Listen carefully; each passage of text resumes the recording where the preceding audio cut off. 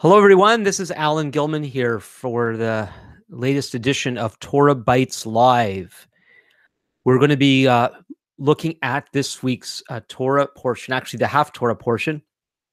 This week's message that I posted a couple of days ago, last Tuesday, is entitled The God-Led Life, and it's based on a very important, incredibly concise and helpful verse in the prophet Micah. In Hebrew, his name is Micha. It's Micah chapter 6 and verse 8. This reading from Micah is the accompanying reading that goes along with this week's Torah portion. The Torah portion itself is from Bimidbar, the book of Numbers. That's the fourth book of Moses. It's chapter 22, verse 2 through chapter 25 and verse 9. It's entitled Balak. And it's a story of a king who is intimidated by the presence of the people of Israel as they were wandering in the wilderness. We're getting close to the time when Moses is soon going to die and his leadership will be passed on to Joshua, who would lead the people into the promised land. And so there was this king, Balak, who had seen what had happened as Israel interacted with some of the other peoples in that region to the east of the Jordan River and how they were taking over some of these lands. And so he hired a diviner, a false prophet by the name of Balaam or Balaam. He hired him to curse him as if this was going to make a difference in somehow defeating the people of Israel, and it doesn't work anyway. The whole story of this king and the false prophet runs counter to what Micah shares in his passage. There's a goodness and a rightness and a godliness that's expressed in what Micah has to say that is a complete opposite to the motives and the tactics of Balak and Balaam. And so Micah says in this well-known verse, he has told you, O man, what is good, and what does the Lord require of you but to do justice and to love kindness and to walk humbly with your God. And so what we're going to do is we're going to look at how this verse helps us to understand what true goodness is according to the Bible and how it could be lived out in our lives. Now, first of all, that there is such a thing as true goodness is debated by many people today, and that's both people who are more secularly minded, people who don't believe in God, atheists, agnostics, as well as people who claim faith. That might be a little difficult to accept, but I'm going to explain that a little bit. So, we've been living in a day where we've been told decade after decade that there's no objective truth, that the world is a product of random forces, chance. And so therefore, that necessarily implies that life has no meaning. If there's meaning in life, it's simply what we make out of it. And of course, that can change from moment to moment, because if there's no ongoing meaning, then life can be anything that we want it to be. So then when it comes to defining goodness, well, what is good? You might say chocolate is good because it tastes appealing to you. You like it, therefore it's good. And so goodness and truth and such things are not something that's objective, that has always existed and will always exist and is determined by something outside of ourselves, but rather goodness and truth are nothing more than preference and opinion. Now, a person of faith, especially somebody who adheres to the truth of the Bible, I would hope would never say that, because that's certainly not the Bible's take on the world that we live in. But for many people of faith, people of biblical faith, there's a bit of a twist in, yes, there's objective truth. Yes, there is objective goodness, but that can't really be experienced in what we call this life, because it's been so affected by evil that everything that we experience in life has been so tainted that actual goodness is something, it existed before sin entered into the world in the Garden of Eden, and it will exist one day in the new heavens and the new earth. But in this in between time, uh, life is fundamentally bad. That's not actually what the Bible teaches. The Bible teaches that life is a mixture of good and bad. The Bible teaches that because of our first parents' disobedience to God, life has been greatly affected by bad, by evil, but it has not become completely so saturated with evil that there is no good left. And I don't want to take too much time on this, because we could do a whole discussion on the nature of life, the nature of human nature, and how it's been affected by evil. But suffice it to say, for our purposes this morning, that life has good in it. God still exists, and the goodness of God is still something that we can see in the world. It could be connected with in human experience, and even those who reject God completely and reject the fact that there is objective truth, that there is objective reality, that God really does exist. Even those people engage real goodness on an ongoing basis. There really is a clash between good and evil that exists in the world. And so when Micah says, he has told you, oh man, what is good, and I hope that when people hear this generic use of man, they understand that it refers to human beings. You know, in most languages, for most of history, terminology that is generic. It is not oppressive and negative towards women, towards females. It's just a way of talking about human beings. He has told you, a man, what is good. And so what follows is are the essential ingredients from God's perspective as to what pursuing goodness is really made of. And so what I want to do is I want to look at these three essential ingredients of goodness. We'll look at each one. And then from there, we want to look at one more thing, and we want to see what is the glue that effectively brings these three together, without this glue, keeping these three together, we can't fully experience what goodness from God's perspective actually is. And so the first essential ingredient is justice. He has told you, a man, what is good, and what does the Lord require of you but to do justice.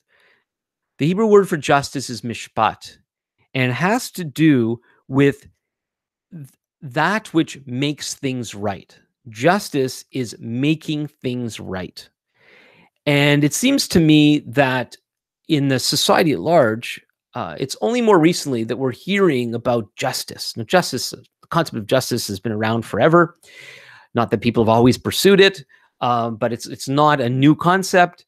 But the passion for justice is at a level that I don't think we've ever heard of before. But it could be because of how it's presented to us through social media and traditional media. We're hearing a lot about it. It's particularly this concept of social justice. And it's justice for people. And people are passionate to make things right. But it begs the question, what is legitimate justice? Well, first of all, before we get into what is legit justice, my understanding is that this making things right is connected to what we could call the creation mandate. So when God first created human beings, he created us on purpose and for a purpose. It was on purpose because it was his desire to do so. And he gave us a job to do. And the job he gave us to do was to be the caretakers or the stewards of planet Earth. to work the ground, to have kids, to subdue the earth, to rule over all the other creatures of planet Earth. And so, while it's difficult for us to conceive of what life would have been like before human beings rebelled against God and then the resulting curse that God pronounced over the creation, even before things fell to pieces, so to speak, before things went wrong, before there was wrong, we were still commissioned to take that which existed and to work with it to make it into something that it wasn't. And so, farming, making things grow, we were to cooperate with the creation as it was made by God and bring forth growing things. Of course, we don't make things grow. We can only cooperate with the physical properties that God has put into the creation. But there's a sense in which without cultivation, we would not get out of the creation what God wanted. So we were to cooperate with God and work with the creation to bring things from their natural state on their own and develop them in such a way to bring about something that wouldn't be without our involvement. And so justice is related to that, in that what ends up happening due to our disobedience to God is things go wrong. And through human history, things have gone wrong in so many different ways. The creation mandate had never been rescinded. Apart from wrong, we work with the creation to bring about things that wouldn't be without our involvement. And so, because things have gone wrong, part of the creation mandate is also to make things right. So, development of what is already good is important, and as part of that, we're also having to deal with the fact that which we've been called to develop is out of whack, and so we have to put it in whack. Well, you know what I mean? Put it back in order. And so justice is that element of human pursuit that where we're called to make what is wrong right. That's doing justice. And the fact that people all over, are concerned to make things right, that in itself is a good thing. But how do we know what things are wrong?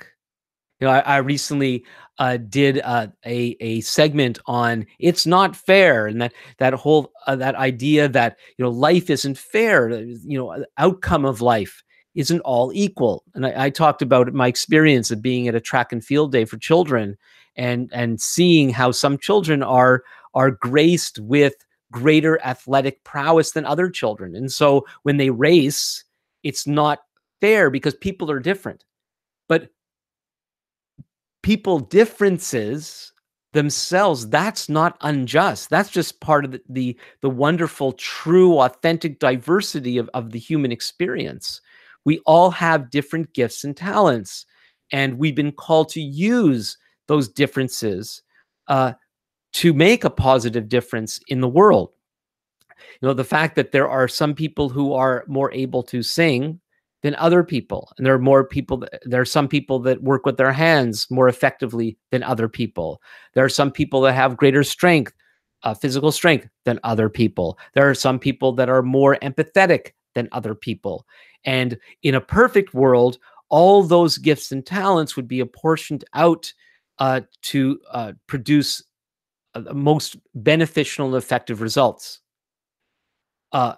Injustice is one of the results of injustice. It truly does oppress people for well, all oppression is bad, but pushback in life is not bad. The fact that somebody might while I'm here in my home office, and the way I'm situated here is actually detached from the house, and so I'm just a few yards or meters away from my front door. if somebody tries to break into my house, I believe we should provide pushback. And we have things to prevent that. We got locks on our doors. We have policemen of police officers available to call. We even have a system. The 911 system enables to bring help as quickly as possible to prevent people from doing harm. And it's unjust for somebody to break into my home, hurt my family members, and take my stuff. That is unjust. And it's just to A, try to prevent that from happening in the first place, and B, punish that person for doing wrong. And so there are all sorts of injustices in the world. And one of the things that the Bible provides us with is the definitions of what right really is and what wrong really is. And we don't have time, of course, to get into the details of that, because this is one of the things that we are disagreeing with in our society today. You know, what constitutes real wrong? What constitutes real right? Therefore, what constitutes authentic justice?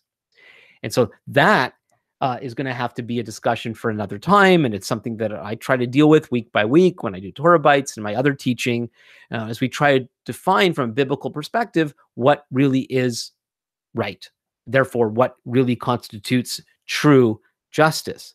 But the fact that we are called to pursue justice, to pursue making things right, this is very clear. And so it's no wonder that people are passionate for when they perceive things are wrong. They want to make things right. And that, again, that's a good thing.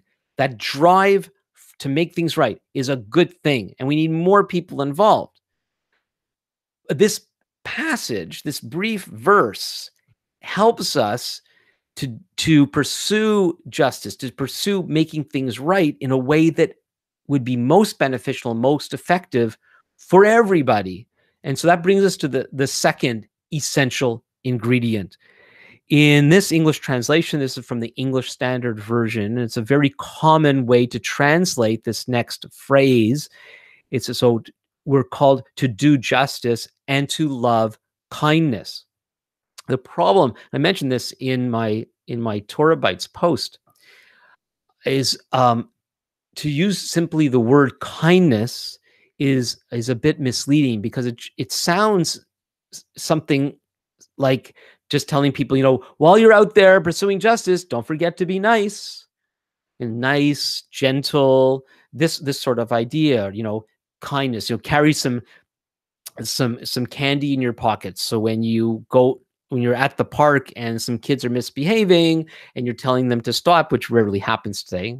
When I grew up, as I was growing up, that was common. You know, if you were doing things at the park and there was a stranger, an adult there, and seeing that, you know, you're getting too rough or mishandling the playground equipment, the adult would say something, and most of the time, kids would listen. Now it's a whole other situation, but that too is a topic for another time.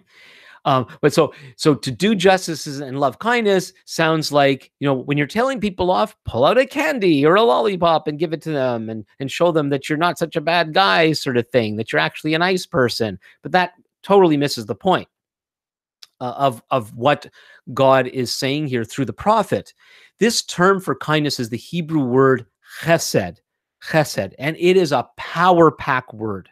It is a key Bible term without which I don't think we could understand most of this book. Chesed is more than kindness. Sometimes it's translated as loving kindness. In the Psalms, Psalm 136, it's recited at Passover time. It's called the Great Hallel. And over again, the Hebrew is repeated. There's a statement that's said, and then over and over again, interspersed throughout the whole psalm, is the phrase "Ki leolam chazdo." His kindness is everlasting. His loving kindness is eternal. It's that kind of thing. And in English, it'd be tempting to simply say his love is everlasting. That sounds really good, but what does it mean? Chesed is a word that means, it has to do with duty-bound love. And I don't tire of unpacking this for people. Uh, and it has to do with a love, a goodness, and a kindness, a generosity that's deeply rooted in committed relationship. And so when the scripture talks about God's chesed, his chesed, it's referring to his commitment, starting with the forefathers, the patriarchs, Abraham, Isaac, and Jacob. So much of what God has to say unto the people of Israel and then unto the world is all based on his sense of duty to his buddy Abraham and his son Isaac and his grandson Jacob, whose name was later changed to Israel. God's love to Israel is a love based on prior commitment. Now, for a lot of people in our day, many people think that love and duty are at odds with one another. Like either you're obligated to do something or you love to do it. And so, loving another person is based on, warm feelings we have towards them, and our attraction towards them and their attraction towards us. And, so when we love someone, we feel we're drawn to them, we have warm feelings towards them. And so then my actions and my words come out of the ushy gushies. But this is not about ushy gushy at all. This has to do with this term chesed is a love that's based on on commitment, and so it's duty. And I think I recently mentioned this story, and it really really struck me. So many of you know, well, I don't know, many of you out there. So my mother-in-law passed away a few weeks ago after a very long illness, and my wife's family is not religious, and they didn't want to have any kind of religious ceremony. And so we had a gathering of friends, first family, then friends in a hall in a restaurant in Montreal. And a friend of mine came who knows both me and my wife from when we were children, and uh, they were one of the few friends that I knew that came to this gathering, and we were so grateful they were there. And we kind of showered our gratitude upon him and his wife. And my friend said, "I wouldn't be anywhere else. I wouldn't be anywhere else." That's chesed. Does he love us? Yes, but it's a love that's deeply, deeply connected to decades of relationship. And there was something about his sense of that connection that he felt so bound to us that he was compelled to be there. And so love and being compelled, how do they go together? Well, they do. They don't go together just on raw passion, but there was a sense of connection that he felt that defined what he should do that day. And that's really what genuine, authentic, biblically oriented love is all about. And so through the scriptures, we see God showing kindness to his people, whether we were doing well or we were not doing so well, whether we were being blessed, whether we were being judged, whether we were being punished, whether we were close, whether we were far. God's covenant faithfulness, loyal love, duty-bound love was a constant. And all that of God's actions towards his people, and that which he was working out that would one day extend to all the nations of the world through the Messiah, was based on his deep commitment to his people. And so when this verse says, do justice and love chesed, it's saying, as you go about making things right, seeing what is wrong, caring about what is wrong, planning to do something about it, executing that plan, don't love justice, but love the connection. Love the fact that these are people that you are bound to. These people are relatives. These people are family. And in one sense, That's not just true for the covenant people of Israel during the days of Micah. It's true for all people. We are all of one blood. We used to hear more about the brotherhood of man, that the understanding that at some level, all human beings are connected to each other. There's an interesting thing that Yeshua says in the Gospel of Matthew when he's talking about Judgment Day, and he talks about how people would be judged on the basis of their treatment of the hungry, the poor, the imprisoned, and he identifies with the oppressed. This is a justice. This is justice, and he's telling the people that there is this kind of connection between the oppressed people and himself. Well, this is actually quite deep. Now, some people, I think they make it too concrete, um, as if Yeshua is the poor. But what he's saying there is that the creator God who made all people is connected to people. And there is a sense, and some people of biblical faith forget this. There's a sense. We see this in Acts 17, when Paul is preaching to a pagan audience in the city of Athens. We are all his offspring. He quotes a pagan poet to try to help them understand what the nature of the true God is really like. And he refers to this. We are all his offspring. There's a sense in which all people are God's children. And not all people are walking with God. Not all people reflect God. Not all people are keeping in step with God. And we're going to get to that in a minute too. But there's a sense in which we are all connected, and that every man is my brother and every woman is my sister to some extent. And this is something that we have forgotten. This is something that we have forgotten in our pursuit of justice. The us and them mentality that has become so part of today's social climate, may I say, is deplorable. We are so polarized. Either you're my friend or you're my enemy. If you're my enemy, I can say whatever I want about you. I'm free to hate you. I'm free to slander you. I don't have to give you the time of day. My job is simply to speak against you at all times because you're associated with that person, and I don't like what that person has to say, and you're defending them, and so it's my responsibility to bash you. What's going on? Like what's happened to us? We're supposed to be children of the Enlightenment.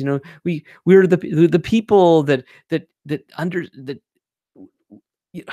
the same people that stand against racism. They smell something that sounds a little bit like racism. That gives us the license to treat them like scum.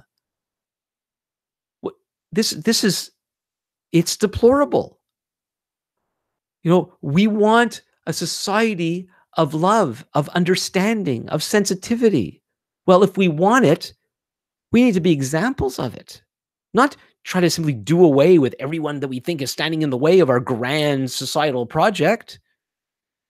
We're supposed to do justice and love the human family that we're connected to. And so in our pursuit of bringing about what is right, we're not to steamroll over other people. It's somehow, in the pursuit of one, we need to hold the other one with the other hand at the same time, to always remember to love people even when we don't agree with them. Now, there are some versions of this that overemphasize the love, and people who are refusing to address important societal issues, justice issues, because we're supposed to love people. But it's not love. A love that doesn't care about justice isn't love at all, because we really are connected to other people as part of the human family, then we're going to care about their health. We're going to care about their well-being. And so therefore, when they're doing things that are truly harmful, then love should drive us, make us duty bound to do something about it. But it's not the way the Bible expresses goodness and truth. It's not. It should prevent us rather from swinging over to one that, the justice and forget about love, and then we swing over to love and forget about justice. But in the way Micah so brilliantly expresses this, together, good, godly, duty-bound, faithful love works with the pursuit of making things right. Well, there's one more essential ingredient and that would actually help us to avoid the swing to justice and the swing to love. And it's what Micah says next. So we're to do justice and to love kindness and to walk humbly with our God. So this is a corrective to the atheist and agnostic way of life. There is a God dynamic here that is so essential. And I put forward to you that without God in our lives, we cannot effectively pursue both justice and true, authentic love, true chesed. We need God in our life. First of all, we need to be reconciled to God. As long as we're alienated from God, we will always be misguided in our pursuits of both justice and love. And so it's important to know God. But even for those of us that claim to know God, I wonder if we're allowing God to be truly central in our lives. We could have this whole book memorized and yet ignore God all at the same time. The book itself certainly testifies to that being a possibility. We can know all about God without actually knowing him personally and on a day-to-day basis. God wants to be present in our lives. I call it the God dynamic. And without the God dynamic, even if we're pursuing the other things, we end up with what I call principle-based living, where we're living by a set of principles that we've derived from the Bible. Hopefully, we derive them from the Bible, but we're forgetting the author. We're forgetting the one who actually inspired it. Now, for a lot of people, they believe that God isn't personally and intimately involved in our lives today. That when we read about God's actual presence with people in the Bible, that was just for the Bible's time. And that's another topic that we can't fully get into today.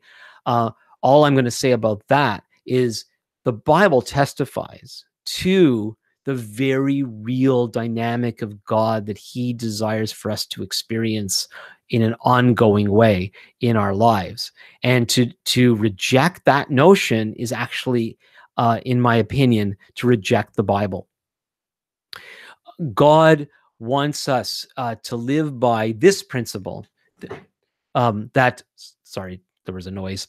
God wants us to live by this principle, that we should not live by bread alone, but by every word that comes from his mouth. That's Deuteronomy 8, verse 3. That living by bread alone is a life that is based on self. It's based on our hungers, based upon our desires, consumed with how we're going to survive life. And we're not supposed to live that way. The way we're supposed to live is by every word that comes from God's mouth. Now, for some people, that's just reading the Bible and figuring out what it says and applying it to our lives. And that's helpful. But part of that is being aware how God, by his Spirit, wants to lead us and guide us day by day. He's the one that wants to point out and highlight for us, so what justice issues are we to be concerned about? Because there are so many things. There's so many things to be righted in life. How do we even know where to start? Well, should we figure out which ones are the most important and forget about the lesser ones? My understanding of the Bible is that because of how he's gifted different ones of us, he's calling some of us to be involved in some things and some of us to be involved in other things.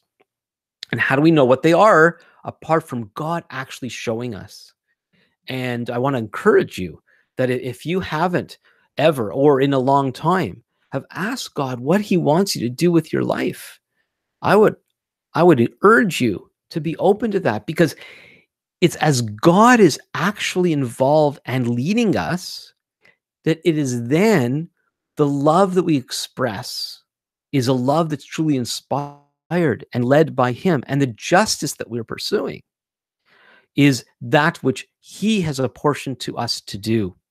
Otherwise, everything's simply based on ourselves and human wisdom rather than God's own wisdom, that he tells us in the book of James that all we need to do is ask. If we need wisdom, ask him and he will give it to us. And so he wants to be involved. He wants to be involved in our lives. Then the last thing I want to look at is what I call the glue. So we have these three essential ingredients: do justice, love mercy, and walk humbly with our God. And it's clear they're supposed to work together. And we're told that through the smallest word in Hebrew. It's the letter Vav. And the letter Vav is simply a vertical stroke. It's an up and down line. In the printed text, it looks a little fancy. But when we write it by hand, it's just a stroke. And it usually is translated and. And that makes all the difference, because we're supposed to do justice and love mercy and walk humbly with our God. So it's the and that's the glue that holds us together. But it's more than simply glue that takes three separate things, sticks them together, makes them one. It's more than that. It's more like a catalyst. A catalyst, when added to other substances, makes those things more than they could be on their own. And so by doing these three, and I'm tempted to say simultaneously, but it's not so much that, because life is more complicated. What the and does, what the Vav does here, is it doesn't simply string three gems together as in a bracelet. What it does is it creates a web, a network of these three things, that the three of them at the same time are all influencing the others. That's one of the reasons why I stated in my post that it's not so much how we emphasize each one of these three. It's by keeping in mind all three at the same time, they work with each other and they counterbalance each other just by their very presence. And so as we have a concern for justice, and remember, we're not to love justice, but love chesed, and know that God wants to be personally involved in our lives as we do justice and love mercy, then something happens. It creates like a musical chord, brum, that cannot be heard in any other way unless each of these three are present always at the same time. So as we do justice and love mercy and walk humbly with our God, we can make beautiful music together, and we can accomplish something in the time that we have, and we can make it a real positive difference on planet Earth as we seek to make things right, but do it in such a way that really does bless even the people who might oppose us, even the people that we disagree with. And that can only be done as God's very self is smack in the middle of everything that we do. Well, that's it for this edition of TorahBytes Live. Please make sure to like this video, comment on it below, share it with your friends, and subscribe to my YouTube channel. Feel free to email me at alangilman@alangilman.ca. And also, if you go to my alangilman.ca webpage, there's a donate section. And so you can help me make more videos like this. I'm also working on some other things. I'm not going to tell you now what they are, but I'm looking forward to further branching out on helping people to effectively think biblically. And so stay tuned. You can sign up for my newsletter at alangilman.ca as well. And so you'll stay in touch with some of the things that I'm doing. And so until next time, this is Alan Gilman for TorahBytes Live.